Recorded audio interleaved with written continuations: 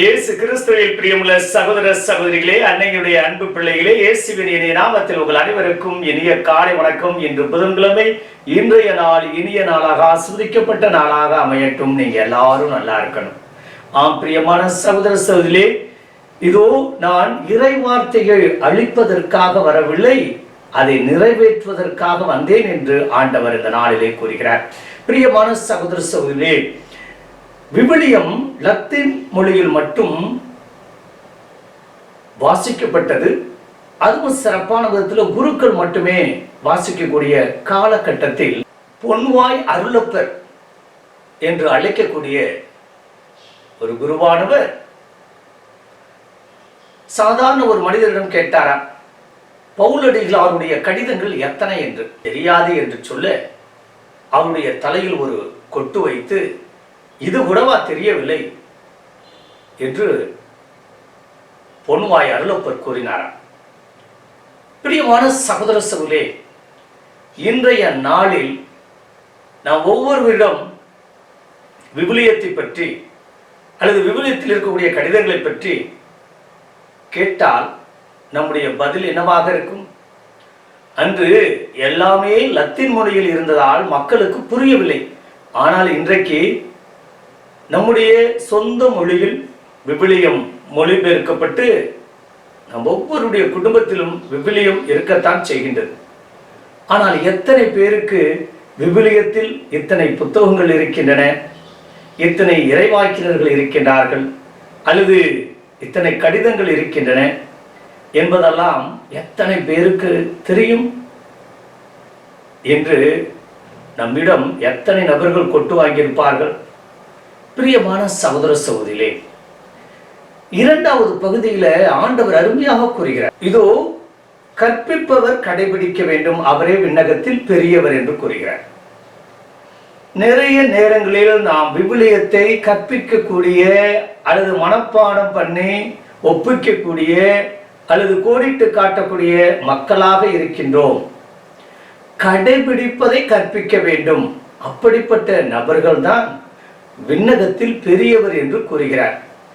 பிரியமான சகோதர சகோதரிகளே, இன்று விண்ணகத்தில் பெரியவராக இருக்க வேண்டும் என்றால் விவிலியத்தை படிப்பதும் அல்லது மேற்கோள் காட்டுவதும் அல்லது அவ்வப்போது அங்கு எங்குமாக பேசுவது அல்ல, மாறாக கடைபிடிக்க வேண்டும், கடைபிடிப்பதை கற்பிக்க வேண்டும். இன்றைக்கு எத்தனை பேர் கடைபிடிக்கின்றோம், அதை கற்பிக்கின்றோம் என்றால் அத்தனையும் கேள்விக்குறியாக இருக்கின்றது. இந்த நாளுடைய நற்செய்தியில ஆண்டவர் விவிலிய வார்த்தை ஒவ்வொன்றுக்கும் ஒரு அர்த்தம் உண்டு, அதை நீங்கள் கடைபிடிக்க வேண்டும், கற்பிக்க வேண்டும். இரண்டு கண்களைப் போல கடைபிடிக்கவும் கற்பிக்கவும் வேண்டும் என்று ஆண்டவர் விரும்புகிறார். பிரியமான சகோதர சகோதரிகளே, இந்த நாளில் விவிலியத்தை பற்றி நாம் அறிந்து கொள்வோம், தெரிந்து கொள்வோம். விவிலியத்தின் மைய பகுதி திருப்பாடல் 118, மிக சிறிய அதிகாரம் திருப்பாடல் 117. விவிலியத்தின் மிகப்பெரிய அதிகாரம் திருப்பாடல் 119. திருப்பாடல் 118க்கு முன் உள்ள அதிகாரங்கள் 594. திருப்பாடல் 118க்கு பின் உள்ள அதிகாரங்கள் 594. இரண்டையும் கூட்டினால் 1188 அதிகாரங்கள். விவிலியத்தின் மைய வசனம் 118 8வது வசனம்.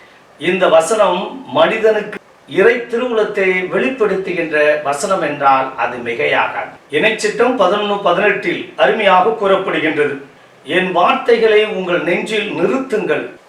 விவிலியத்துடைய அதிகாரத்தையும் மைய அதிகாரத்தையும் மற்றும் விவிலியத்தை பற்றி பழைய ஏற்பாட்டில் என்ன கூறியிருக்கிறார்கள் என்பதை நாம் பார்த்தோம். இப்படிப்பட்ட வாக்கு நமக்கு முக்கியமானது மட்டுமல்ல, உயிருள்ளதும் கூட. நாம் கடைபிடிப்பதை கற்பிப்போம், கடைபிடிப்பதை நற்செய்தியாக மற்றவருக்கு போதிப்போம். நம்முடைய வாழ்க்கை ஒரு செய்தியாக மாறட்டும். இணைந்து ஜெபிப்போமா? பரலோக தந்தை இறைவா, இதோ இந்த விண்ணும் மண்ணும் ஒளிந்து போகலாம், அழிந்து போகலாம், ஆனால் உன்னுடைய வார்த்தை ஒருபோதும் மாறாது, அழியாது என்று சொன்ன தேவனே, இந்த அருமையான இனிமையான நாளில் நாங்கள் கடைபிடிப்பதை கற்பிக்கக்கூடிய மக்களாக, நாங்கள் ஒருபோதும் சொல்வதை செய்யவும் செய்வதை சொல்லவும் பழக்கப்பட்ட மக்களாக என்று வாழ கிருபை தரும்படியாக இந்த நாளிலே அந்த இறை வார்த்தைக்கு நாங்கள் முக்கியத்துவம் கொடுப்பதில்லை. ஆனால் விவிலியத்துக்கு என்று, விவிலியம் விளக்க உரைக்கு என்று எந்த ஒரு ஆப்ஸும் நாங்கள் இன்னும் டவுன்லோடு பண்ணாமல் இருக்கிறோம்.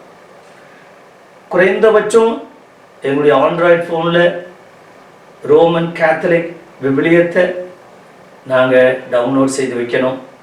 அவ்வப்போது வாய்ப்பு கிடைக்கின்ற போதெல்லாம் அதை படித்துவிட்டு செல்லக்கூடிய, படித்துவிட்டு தொடங்கக்கூடிய குறைந்தபட்ச அந்த விவிலிய அறிவு பெற்றவர்களாக என்று வாழ கிருபை தரும்படியாக, அதை கடைபிடித்து கற்பிக்கக்கூடிய நபர்களாக என்று வாழ, போதிப்பதில் மட்டுமல்ல என்னுடைய வாழ்க்கையிலும், என்னுடைய செயலிலும், என்னுடைய நடத்தையிலும் அப்படிப்பட்ட நல்ல கிறிஸ்தவர்களாக என்று வாழ கிருபை தரும்படி எங்கள் ஆண்டவராகிய இயேசு கிறிஸ்துவின் நாமத்தில் ஜெபிக்கிறோம் நல்ல பிதாவே, ஆமென்.